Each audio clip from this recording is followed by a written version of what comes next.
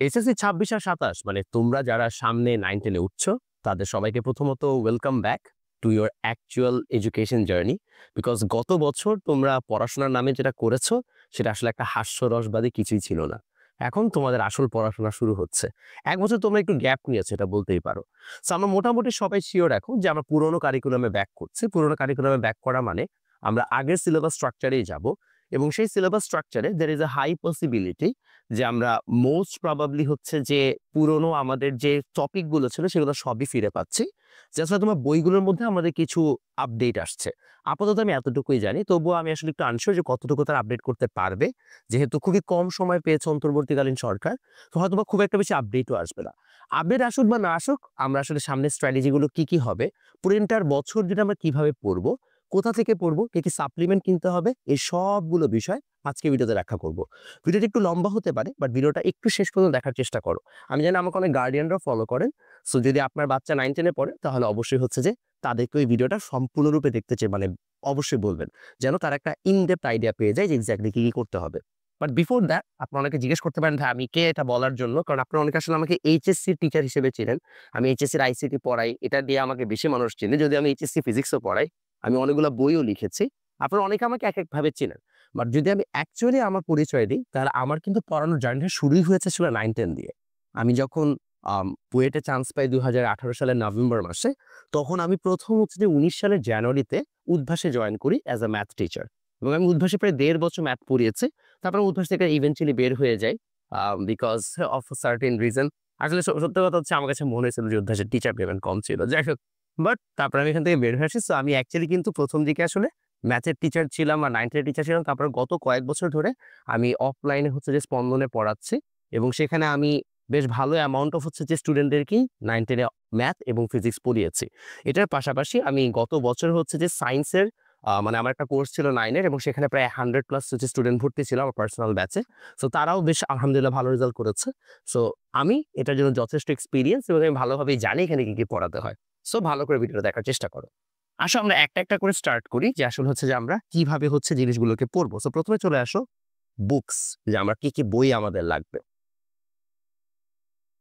ফার্স্টে যে বুকসটা নিব সেটা হচ্ছে নাম্বার 1, লিখে ফেলেন। আমরা পড়বো হচ্ছে যে অফকোর্স আমাদের যে বোর্ড বইটা দিবে সেই বোর্ড বই। বাট এখানে একটা বড় সমস্যা আছে। আমরা এসএসসির ক্ষেত্রে দেখেছি যে বোর্ড বইগুলোতে আসলে ইনাফ ইনফরমেশন এবং ম্যাথস থাকে না। এইচএসসি বইগুলো একটু ভালো হলেও এসএসসি বইগুলো অ্যাটলিস্ট বিগত বছরগুলোতে মোটেও ইনাফ ইনফরমেশন ছিল না। তো এজন্য আমরা এবার যেটা প্ল্যান করব, মানে আমরা যেটা করবো বা আমি সবসময় রেকমেন্ড করি, প্রথম থেকেই টেস্ট পেপার কিনে ফেলতে। এখন তোমাদের সময় তো টেস্ট পেপার পাওয়াটা আবার একটু কঠিন হয়ে যাবে। কারণ তোমরা তো আসলে নতুন সিলেবাস না পুরান সিলেবাস এটা নিয়ে তোমরা একটু ঝামেলায় পড়বা। এখানে আমি একটা খুব সিম্পল সাজেশন দিব তোমাদেরকে। দেখো তোমাদের বই তো এখনো আসে নাই। এজন্য কোনো গাইড কোম্পানি কিন্তু তোমাদের জন্য সাপ্লিমেন্ট বের করতে পারবে না। অর্থাৎ কোনো গাইড কোম্পানি তোমাদের জন্য বই বের করতে পারছে না যতক্ষণ না তোমাদের বোর্ড বই হচ্ছে বের হচ্ছে। যেমন আমি নিজেও তোমাদের জন্য অনেকগুলো বই লঞ্চ করব। প্রথমে একটা গাণিতিক পদার্থবিজ্ঞানের সিরিজ লঞ্চ হবে, then chemistry concept book, physics concept book, math concept book বের হবে। বাট এগুলো যে আমি বের করব তার জন্য আগে তো আমার এটলিস্ট নতুন সিলেবাসের বইটা সম্পর্কে জানা লাগবে। এটা এখন আমরা জানতে পারছি না। এজন্য আমরা আগাতে পারছি না। বাট যেটাই হোক না কেন, দিন শেষে তোমার টপিক যেহেতু খুব একটা চেঞ্জ হবে না, তাই তুমি চাইলে তোমার পুরনো কোনো সিনিয়রের কাছ থেকে, মানে তোমার কোনো সিনিয়র ভাইয়ের কাছ থেকে তুমি টেস্ট পেপার কালেক্ট করে নিতে পারো। টেস্ট পেপার কালেক্ট করার ক্ষেত্রে বেটার হয় একটা ফুল সিলেবাসের টেস্ট পেপার কালেক্ট করতে, যেটা কিনা মোস্ট প্রবাবলি 2021 ব্যাচ না কোন ব্যাচে জানি লাস্ট হচ্ছে ফুল সিলেবাস পরীক্ষা হয়েছিল। তুমি তাদের টেস্ট পেপারটা একটু কালেক্ট করে নিতে পারো, বিকজ ওইটা তোমার জন্য অনেক হেল্পফুল হবে। সো অ্যাটলিস্ট একটা টেস্ট পেপার কালেক্ট করে নিও। এখন তুমি বলতে পারো ভাই এটা তো খুব একটা ইউসেজ থাকবে না, যেহেতু হচ্ছে যে আমার এমনিও নতুন করে আবার গাইড বা সাপ্লিমেন্ট কিনতে হবে। ইন দ্যাট কেস তোমাকে তাহলে ওয়েট করতে হবে ফর অ্যাটলিস্ট 1.5 মান্থস, যে 1 থেকে 1.5 মাস পরে যখন সব গাইড কোম্পানিগুলো বা প্রকাশনীগুলো হচ্ছে বই লঞ্চ করবে তখন তুমি যাবে। আর তুমি যদি 1 থেকে 1.5 মাস পিছিয়ে থাকতে না চাও, তাহলে তুমি পুরান কারিকুলামে পুরান লাইব্রেরিগুলো থেকে একটু কম দামে জিনিসটা নিতে পারবা। জেনারেলি দেখা যায় যে পুরান বইগুলো তুমি যদি পুরান লাইব্রেরি থেকে নাও, তাহলে সেখানে দেখা যায় হচ্ছে যে বইয়ের অরিজিনাল প্রাইসের 20% প্রাইসে হচ্ছে বইগুলো পাওয়া যায়। সো তুমি চাইলে হচ্ছে যে সেখান থেকে নিতে পারো। যেমন আমি যে মিরপুরে থাকি, মিরপুর 10 নম্বরে এরকম বেশ কিছু পুরান বই হচ্ছে লাইব্রেরি আছে, নীলক্ষেতে আছে। সো তুমি চাইলে হচ্ছে এগুলো ম্যানেজ করে নিতে পারো। বাট টেস্ট পেপার ফার্স্ট থেকে রাখাটা ইম্পর্টেন্ট, কারণ তোমার এখানে অনেকগুলো প্র্যাকটিস এলিমেন্ট থাকবে। এই প্র্যাকটিস এলিমেন্ট গুলো তুমি চাইলেও অন্য কোথাও পাবা না। টেস্ট পেপারের পরিবর্তে তুমি চাইলে সাপ্লিমেন্টও নিতে পারো। আসলে technically same, just test paper আমি সাজেস্ট করি একটাই কারণে, বিকজ টেস্ট পেপারে হচ্ছে প্রচুর পরিমাণে তোমাদের হচ্ছে যে কি থাকে, বলতে পারো হচ্ছে যে প্র্যাকটিস কোয়েশ্চেন থাকে। এখন আমি সাবজেক্ট ওয়াইজ চলে আসি যে এক্সট্রা কি কি বুক দরকার হতে পারে। টেকনিক্যালি এসএসসির জন্য এই দুইটাই ইনাফ। এসএসসিতে না আর বেশি বই দরকার হয় না, এটা একটা মজার জিনিস। যে আমার মনে করি এসএসসিতে অনেক কিছু দরকার নেই। আগে আমরা যেটা করতাম সেটা হচ্ছে যে রানিং বোর্ড বই তার সাথে পুরনো বোর্ড বই আমরা দুটো নিতাম, পুরনো বোর্ড বই। এখন তার পুরনো বোর্ড বইটা হচ্ছে লাগছে না, রানিং বোর্ড বই দিয়ে হয়ে যাচ্ছে। সো পুরনো বোর্ড বই আসলে দরকার হবে কিনা সেটা আমি তখন বলতে পারবো যখন হচ্ছে তোমাদের নতুন বইটা তোমরা হাতে পাবা। তার আগ পর্যন্ত বলা একটু টাফ হচ্ছে পুরনো বোর্ড বই তোমাদের সংগ্রহ করতে হবে কি হবে না। এখন এই সবগুলোর পাশাপাশি তোমাদের আরো যে জিনিসটা তোমরা নিতে পারো সাবজেক্ট ওয়াইজ, যদি আমি চিন্তা করি সাবজেক্ট ওয়াইজ, তাহলে প্রথমত তোমার যে জিনিসটা লাগবে ম্যাথের জন্য নাথিং এক্সট্রা। রিমেম্বার এসএসসিতে তোমাদের ম্যাথ বইয়ে যা আছে এটাই আসবে, এর বাইরে একটা সিঙ্গেল ম্যাথও আসবে না। সেটার জন্য টেস্ট পেপার কিনা সাপ্লিমেন্ট কিনার কোনো মানে নাই, দরকারই নাই, বিকজ দিন শেষে একই ম্যাথই ঘুরে ফিরে আসতেছে। সো এটা কোনো দরকার হচ্ছে না। কেমিস্ট্রির ক্ষেত্রে এখানে একটা ঝামেলা আছে। কেমিস্ট্রির ক্ষেত্রে প্রিভিয়াস এডিশন বুকসগুলো দরকার হয়, কারণ প্রিভিয়াস এডিশনের বইগুলোতে কেমিস্ট্রিতে বেশ কিছু ইনফরমেশন থাকে যেগুলো পরবর্তী দেখা যায় পরীক্ষায় আসে, অর্থাৎ বোর্ড পরীক্ষায় আসছে কিন্তু সেগুলো হচ্ছে প্রিভিয়াস ইনফরমেশন। সো এই জন্য কেমিস্ট্রির ক্ষেত্রে তোমার একটু হলে হচ্ছে যে পুরনো সিলেবাসের বা এডিশনের বই দরকার হতে পারে। Number 3, physics. ফিজিক্সের ক্ষেত্রে তোমাদের এক্সট্রা বই দরকার হবে একটা গাণিতিক পদার্থবিজ্ঞান। এখন এই গাণিতিক পার্টটা কোথায় আছে? আমি লাস্ট বছর দেখেছিলাম রয়্যালের একটা খুব সুন্দর গাণিতিক বই বের হয়েছিল। সো ওদের ওই বইটা আমার কাছে ভালো লাগছে। এখন ওরা এবারও বের করবে কিনা আমি জানি না, বা অন্যান্য প্রকাশনী বের করবে কিনা আমি জানি না, আমার চোখে এটা পড়েছিল এই জন্য বলেছি। এছাড়াও আমিও নিজেও একটা গাণিতিক হচ্ছে যে বের করেছিলাম অঙ্ক টঙ্ক নামে, এটা আমার নিজস্ব। সো এটা এখন স্টক আউট যেহেতু হচ্ছে যে অলরেডি সিলেবাস চেঞ্জ হয়েছে, বাট আমাদেরও একটা গাণিতিক পার্ট আসবে এবং আমাদের গাণিতিক পার্টটা অনেক ইউনিক হবে, অন্য প্রকাশনীর মতো হবে না। আমাদের গাণিতিক পার্টটা প্রিসাইজ হবে, যতটুকু দরকার ততটুকু থাকবে, অ্যাডভান্স ম্যাথ থাকবে, সবকিছু থাকবে। এই সবগুলো জিনিসে বত থাকলো। তারপরে তোমাদের আছে বায়োলজি। বায়োলজিতেও জাস্ট বই, নাথিং এক্সট্রা। জাস্ট তোমার বইটা তুমি যদি ধারা মুখস্থ পারো তোমার বায়োলজি ডান। এটার পাশাপাশি তোমার যে অন্যান্য বইগুলো আছে সেগুলো জাস্ট হচ্ছে যে বোর্ড বই পড়লেই হবে, এর বাইরে কিছু লাগবে না। এটা গেল আমাদের সাবজেক্ট ওয়াইজ জিনিসপত্র। তাহলে একটা জিনিস তোমরা বুঝতেই পারছো যে আসলে এসএসসিতে যেহেতু অনেক ক্ষেত্রে তুমি জানোই না যে এক্সট্রা কি কি পড়তে হবে, এই জন্য তোমার টিচার চুজ করাটা খুবই ইম্পর্টেন্ট। সো এই জন্যই তোমাকে আমি বলবো how to choose your teacher. যেহেতু তোমরা এখন সবাই হচ্ছে যে বিভিন্ন জায়গায় কোর্স কিংবা অফলাইনে টিচারের কাছে যাবা, আমি তোমাকে একটা জিনিস সাজেস্ট করবো যে কোনটা কোনটা কিভাবে কি করতে পারে। আগে তোমাকে আমি অপশনস গুলো এক্সপ্লেইন করি, ইয়োর পসিবল অপশনস। অপশনস এর মধ্যে তুমি যদি অনলাইনে যাও, তাহলে অনলাইনে তোমার নাম্বার 1-এ আছে এখানে ফাহাদ টিউটোরিয়াল, তারপর নাম্বার 2-তে আছে 10 মিনিট স্কুল, নাম্বার 3-তে আছে শিখো, এখন নতুন আসে এসিএস ফিউচার স্কুল, দেন নাম্বার 5-এ আছে হালকেনস্টাইন। আমার চোখে এই কয়টাই পড়েছে। এটার পাশাপাশি আমার মতো অনেক টিচার আছে যারা পার্সোনাল ব্যাচ রান করে, যেমন আমি অনলাইনে পার্সোনাল ব্যাচ রান করছি এবারও, এবং আমি আমার পার্সোনাল ব্যাচে শুধুমাত্র ফিজিক্সটাই নিচ্ছি, অন্য কিছু এবার পড়াচ্ছি না, অনলি ফিজিক্স। 9-এর জন্য আলাদা কোর্স, 10-এর জন্য আলাদা কোর্স। এবং আমার ফিজিক্স ব্যাচের ডিটেলস জানতে তুমি হচ্ছে যে আমাকে ইনবক্স করলেই হবে। এটা হচ্ছে আমার ফিজিক্স ব্যাচের ডিটেলস জানার জন্য হোয়াটসঅ্যাপ নাম্বার। আমার এছাড়া অফলাইন ব্যাচও আছে, ওটার ব্যাপারে আমি আসছি ইভেন্চুয়ালি। সো আমার অনলাইন অফলাইন দুটো ব্যাচই আছে এবার। আর কিভাবে আমি পড়াবো সেটা আমি জানাবো না, কোনো সমস্যা নেই, বাট আগে আমি এই পার্টটুকু শেষ করি যে তোমার কাছে অনলাইনে কি কি অপশন আছে। তাহলে এগুলো হচ্ছে তোমার কি অনলাইনে পরিচিত প্ল্যাটফর্মগুলো, আর এটা হচ্ছে তোমার পার্সোনালি তুমি যদি কারো কাছে পড়ছো, এরকম পার্সোনাল অনেকে ব্যাচ রান করে। সো এর মধ্যে কোনটা ভালো কোনটা খারাপ এটা আমার বলা আসলে আমার এখতিয়ার নাই, বিকজ আসলে এক একজন এক এক স্টাইলে পড়ায়, এক এক ভাবে পড়ায়। বাট আমি তোমাকে হেভিলি রেকমেন্ড করব, অবশ্যই আমি জানি তোমার 9-10-এর বাচ্চা, তোমার কাছে আসলে একটু জিনিসটা বের করা কঠিন, বাট এমন কারো কাছেই পড়ো যে কিনা আসলে 9-10-এর সিলেবাসে আগে পড়িয়েছে। আমি তাকে একটা অনেস্ট কথা শেয়ার করি, আমি যখন 2018 সালে প্রথম পড়ানো শুরু করি, 2019-এর জানুয়ারি থেকে আমি যখন ফার্স্ট ক্লাস স্টার্ট করলাম, ওই সময়কার মমিত আর 2024 সালের মমিত কখনোই সেম হবে না। এই গত 6 বছর আমি অনেক গ্রো করেছি অ্যাজ আ টিচার। আমি আগে ভাবতাম 9-10 পড়ানোর সময় এবং আমি ভাবতাম 9-10টা পড়ানো সহজ।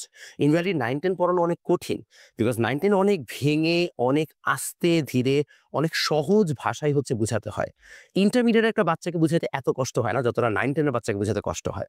প্রবলেম হয়ে যায় অনেক জায়গায় এরকম যে অনেক অনলাইন, অফলাইন কোচিংস বা যেকোনো জায়গাতে একটা বিশাল বড় সমস্যা দেখা যায় যে 9-10 এ যেহেতু হচ্ছে যে ছোট ক্লাসের পড়া, এজন্য তারা করে কি ওখানে ইনএক্সপেরিয়েন্স টিচার দিয়ে দেয়।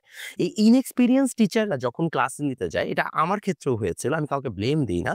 আমরা আসলে বুঝতে পারি না যে একটা বাচ্চার ক্যাপাবিলিটি কতটুকু।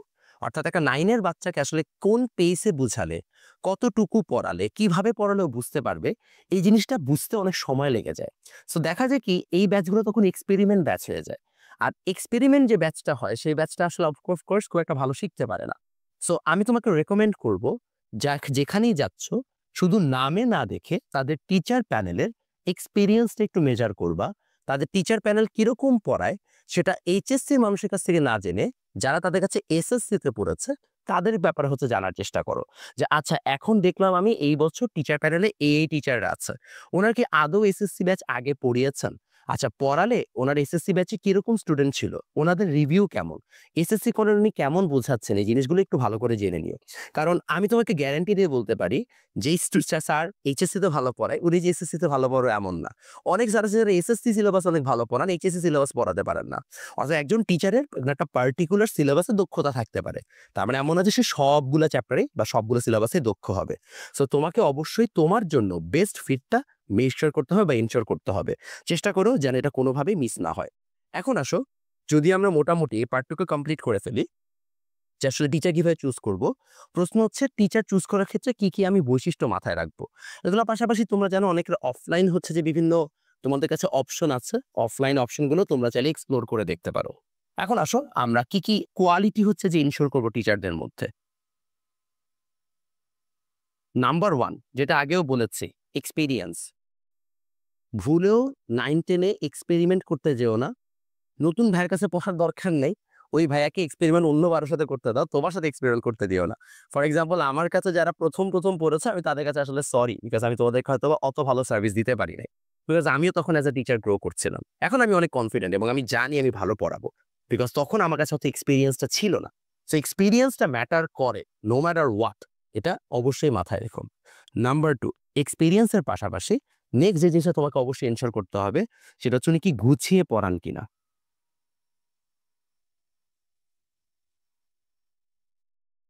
নাম্বার 3, এসএসসি কোয়েশ্চেন অ্যানালিসিস করেন কিনা। আমার স্টুডেন্টদের সাথে আমার একটা অন্যতম কনফিডেন্সের জায়গা হচ্ছে এই জায়গাটাতে, মানে স্টুডেন্ট আমার উপর কনফিডেন্স পায় একটাই কারণে, আমি যখন তাদেরকে পড়াই, তুমি আমার যে কোনো স্টুডেন্টকে জিজ্ঞেস করলে পাবা, ওদেরকে আমি এক্স্যাক্টলি বলে দিই যে অমুক জায়গা থেকে এই কোয়েশ্চেনটা আসছে। যেমন আমি গতকাল আমার এইচএসসি ব্যাচকে হচ্ছে যে একটা চ্যাপ্টার পড়েছি, কাজ ক্ষমতা শক্তি। ওই কাজ ক্ষমতা শক্তি চ্যাপ্টারে আমি যখন তাদেরকে সৃজনশীল সলভ করাছিলাম বোর্ডের, আমি তখন তাদেরকে দেখিয়ে দিলাম যে দেখো, আমি তোমাদের 4টা ক্লাস নিয়েছি এটার উপরে। ওই 4.5 ঘন্টার ক্লাস আমি তোমাদের যা যা পড়িয়েছি, সংজ্ঞা, অনুধাবন, ম্যাথ, সবগুলো কনসেপ্ট তোমার এখানে কাভার হয়েছে। একটা সিঙ্গেল কিছু নাই যেটাকে আমি তোমাকে পড়াই নাই এবং তুমি বোর্ড কোয়েশ্চেন নতুন দেখতে পাচ্ছ। এই যে জিনিসটা আমি করতে পেরেছি, এটার একটা রিজন হচ্ছে আমি একটা নির্দিষ্ট সময় দিয়েছি কোয়েশ্চেনগুলো ঘাটার পেছনে, যে আচ্ছা আসলে বোর্ডে কি টাইপের কোয়েশ্চেন আসছে, এটাকে আমি লেকচারে কিভাবে ইনক্লুড করলে লাভ হবে। এই জিনিসগুলো জানা থাকতে হয়। একজন টিচারের বৈশিষ্ট্যই হচ্ছে এই জায়গাটাতে যে সে জানে যে আসলে এক্স্যাক্টলি কোয়েশ্চেন এনালিসিস করে কোন জায়গায় ইনপুটটা দিতে হবে। আমি জানি যে এসএসসির অমুক সালে প্রশ্নটা আসছে, তাহলে যখন আমি পড়াবো আমি তখন ওই কোয়েশ্চেনটা সলভ করাই দিব এবং এটা আসতে পারে, এটা আমি প্রেডিক্ট করতে পারবো। আমি একটা এক্সট্রা লেয়ার পড়াতে পারবো। এই জিনিসগুলো তার জানতে হবে। যদি না জানে, তাহলে কিন্তু সে তোমাকে ঢালাওভাবে পড়ায় যাবে, বুঝতে পারবে না আসলে তোমার কতটুকু পড়তে হবে। এবং ফাইনালি, ম্যাটেরিয়াল গোছানো। মনে করো, তুমি তো অলরেডি, তোমাকে আমি ফার্স্টেই বললাম যে তোমাদের বই থেকে অনেক কিছু হচ্ছে যে এক্সট্রা পড়তে হয় বইয়ের বাইরে এসএসসি সিলেবাসে। সো যে টিচার আগের থেকে তার ম্যাটেরিয়াল গুছিয়ে রেখেছেন, সে তোমাকে অনেক বেটার ওয়েতে পড়াইতে পারবে। একটা তো গুছিয়ে লেকচার দেওয়া, আর একটা হচ্ছে ম্যাটেরিয়াল থেকে সে আগে গুছিয়ে রেখেছে যে এক্স্যাক্টলি আজকে লেকচারে কি কি যাবে না যাবে, এই জিনিসগুলো যদি না জানা থাকে, তাহলে সেই টিচার তোমাকে কখনো বেটার সার্ভিস দিতে পারবে না। সো এই জিনিসগুলোকে এনশিওর করে দেন তুমি একটা কোর্স এনরোল করো, দেন তুমি একজন টিচারের কাছে হচ্ছে পড়তে যাও। আমার কাছে মনে হয় স্টুডেন্টের অবশ্যই হচ্ছে টিচারকে খুব ভালোভাবে হচ্ছে যে স্ক্রুটিনি করা, বিকজ এটা তার নিজের ভবিষ্যতের ব্যাপার। সো চুজ করতে শিখো। তোমরা ছোট মানুষ আমি জানি, চুজ করাটা কঠিন, তোমাদের ডিসিশন তোমাদের গার্ডিয়ানরাই নেয়, বাট তোমাদের গার্ডিয়ানদেরকেই রাখলে হচ্ছে যে এই জায়গাটাতে ইনভলভ হতে দাও এবং তাদেরকে অ্যাটলিস্ট একটা প্রপার ডিসিশন মেক করার ক্ষেত্রে কোয়ালিটিগুলোকে এনশিওর করার চেষ্টা করতে বলো। ওকে, আমরা গেলাম হচ্ছে যে কি কি জিনিসপত্র আমাদেরকে এনশিওর করতে হবে। তো আমরা how to choose your teacher এই পার্টটুকু কমপ্লিট করেছে। এবার চলে আসো নেক্সট পার্টে, সেটা হচ্ছে হাউ টু স্টাডি। অর্থাৎ আমরা এখানে একটা রুটিনের কথা তোমাকে বুঝাবো যে স্টাডি রুটিনটা কি হবে।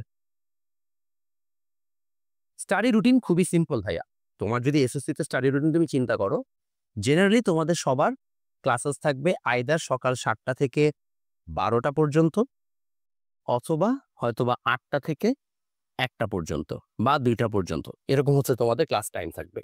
তো যদি এরকম ক্লাস টাইম হয় তাহলে তোমরা স্কুল শেষ করে আইদার তোমরা দুটা কাজ করতে পারো। যদি তোমাদের স্কুলের আশেপাশে কোচিং হয়, যেটা কিনা মেজরিটি স্কুলের ক্ষেত্রে হয়, অফলাইন কোচিংগুলোর ক্ষেত্রে, তো তুমি যদি অফলাইনে পড়ো তাহলে মেক শিওর কোচিং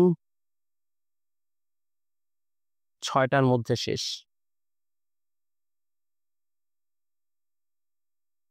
অথবা যদি তুমি এমন হও যে আমি ডে শিফটেড, তাহলে কোচিং আমি রাতে করব, ফাইন, বা মর্নিং এ করবো, ফাইন, বাট চেষ্টা করো স্কুল কোচিং একবারে একটানা শেষ করে আসতে। বিকজ হয় কি, বারবার তুমি বাসায় এসে খেয়ে আবার যাবা, এটা করতে গেলে একটু প্যারা হয়ে যায়। যেহেতু তোমার 9-10 বাচ্চা, তোমাদের যথেষ্ট এনার্জি থাকে জেনারেলি, একবারে করে ফেললে ভালো। আর তারপরে যদি সেটা না হয় তাহলে অ্যাটলিস্ট এনশিওর করো যেন খুব একটা প্যারা না হয়। সো জেনারেলি যেমন আমাদের অফলাইন কোচিংয়ে আমরা কিন্তু জিনিসটাকে এমনভাবে সাজাই যে প্রতিদিন 3 ঘন্টা করে ক্লাস, প্রতিদিন, প্রতিদিন না তো উইকলি 4 দিন, উইকলি 4 দিন 3 আওয়ার্স করে আমরা হচ্ছে যে এইভাবে অফলাইন কোচিং গুলোতে সাজাই। বা যদি হচ্ছে সপ্তাহে 6 দিন করে হয়, তাহলে প্রতিদিন হচ্ছে যে ওরকম কম টাইম আর একটু কম টাইম হচ্ছে যে আমরা সাজাই নিয়ে আসি। সো এরকম ভাবে হচ্ছে কোচিংটা সাজালে তোমার জন্য বেটার। কারণ তুমি যদি এমন ভাবে কাজ মানে কোচিংটাকে সাজাও যে তুমি হচ্ছে বারবার যাওয়া আসাতে অনেক সময় চলে যাচ্ছে, তাহলে তোমার জন্য অনেক সমস্যা হয়ে যাবে। আর যারা অনলাইনে করবা তাদেরকে তো রাতে করতে হবে।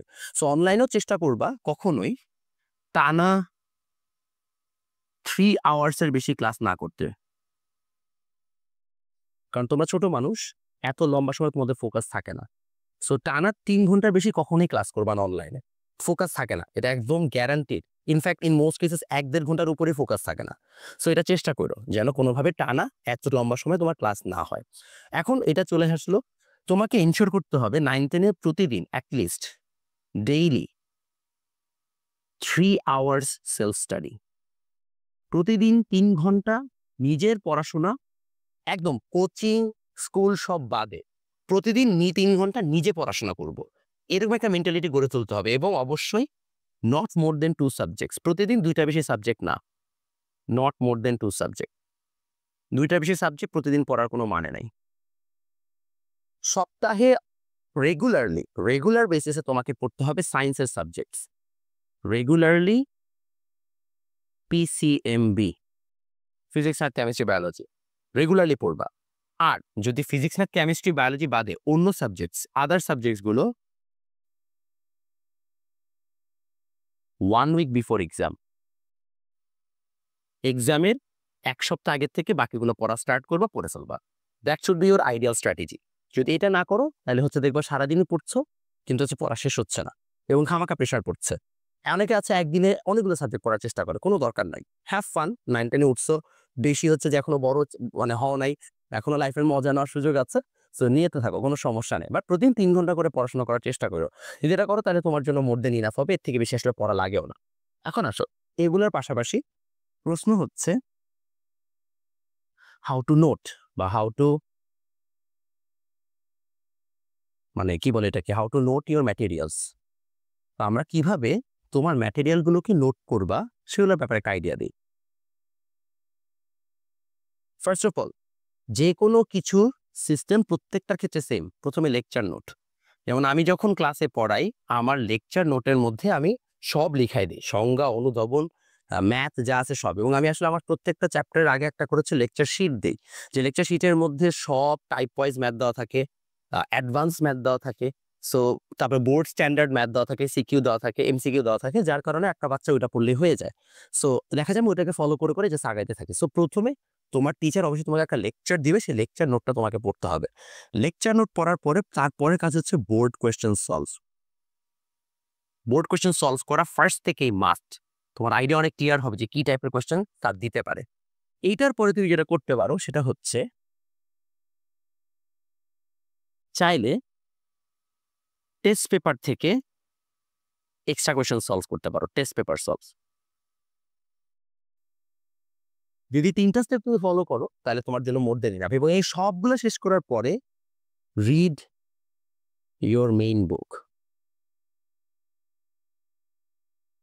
এটা হচ্ছে for physics and chemistry. Physics, chemistry and biology. ম্যাথের ক্ষেত্রে এত কিছু করা লাগবে না। ম্যাথের ক্ষেত্রে স্যারের লেকচার নোট করবা, তারপরে জাস্ট নিজের বই সলভ করবা। ঠিক আছে? ম্যাথের ক্ষেত্রে তোমার বোর্ড কোয়েশ্চেন, টেস্ট পেপার ওগুলো করার দরকার হয় না। ঠিক আছে? মানে এমনি প্রথম দিকে একটা দুটা চ্যাপ্টার করে থাকে, সো খুব একটা সমস্যা নেই। এই হবে তোমাদের আইডিয়া। এখন সিলেবাসের ক্ষেত্রে কি করবা? সিলেবাস টাইমলাইন দেখো, আমি এক ভিডিওতে সব বলে দিচ্ছি যেন তোমাদের আর কোনো কিছু নিয়ে হচ্ছে কোনো কনফিউশন না থাকে। সিলেবাস টাইমলাইন, সিলেবাস টাইমলাইনের ক্ষেত্রে প্রথমে যে জিনিসটা জানা দরকার সেটা হচ্ছে নাম্বার 1, আমরা যে সিলেবাসটা পড়বো সে সিলেবাসের টাইমলাইনের মধ্যে ফার্স্ট থিং ফার্স্ট ভাইয়া, প্রথম যে জিনিসটা তোমাকে জানতে হবে সেটা হচ্ছে যে ক্লাস 9 যদি হয়ে থাকো, টার্গেট 8 মান্থস। 9 এর সিলেবাস 8 মাসের মধ্যে শেষ করার টার্গেট করবা, এটা হবে তোমার জন্য অপটিমাম। দেন যদি তুমি হচ্ছে ক্লাস 10 হয়ে থাকো, সরি না একটু ভুল বলছি, ক্লাস 9 হয়ে থাকলে অপটিমাম হচ্ছে 9 মান্থস, আর ক্লাস 10 হয়ে থাকলে টার্গেট হবে তোমার 8 মান্থস। তুমি 8 মাস থেকে 9 মাস এই টাইম ফ্রেমের মধ্যে হচ্ছে যে সিলেবাস কমপ্লিট করার চেষ্টা করবা, করলেই তোমাদের জন্য মোরাললেস ডান। সো এই হচ্ছে যে আমাদের ওভারঅল কিভাবে পড়বো, কোন বই পড়বো, কি লাগবে সেগুলোর ব্যাপারে হচ্ছে যে overall detail idea. I hope আপনাদের ভিডিওটা হেল্প করেছে। কোনো অন্য কোয়েশ্চেন থাকলে বা সাজেশন থাকলে অবশ্যই আমাদেরকে কমেন্টে জানাবেন, আমি সেটা নিয়ে আপনাদের ভিডিও বানানোর চেষ্টা করব। আমি আপনাদের জন্য এবার অনলাইন এবং অফলাইনে হচ্ছে যে ফিজিক্স ব্যাচ স্টার্ট করছি। সো অনলাইন অফলাইনে ফিজিক্স ব্যাচগুলো কখন কি ফি কত এগুলো জানতে আমাকে এই নাম্বারে হোয়াটসঅ্যাপ করলেই হবে। আপনাদের সবার জন্য বইও আসছে এবং আপনারা সবাই জানেন আমার বইগুলো অনেক ইউনিক হয়, নট লাইক বাজারের অন্য সকল বইয়ের মতো। সো সবাই দোয়া রাখবেন যেন আপনাদের জন্য বেশ ভালো কিছু নিয়ে আসতে পারি।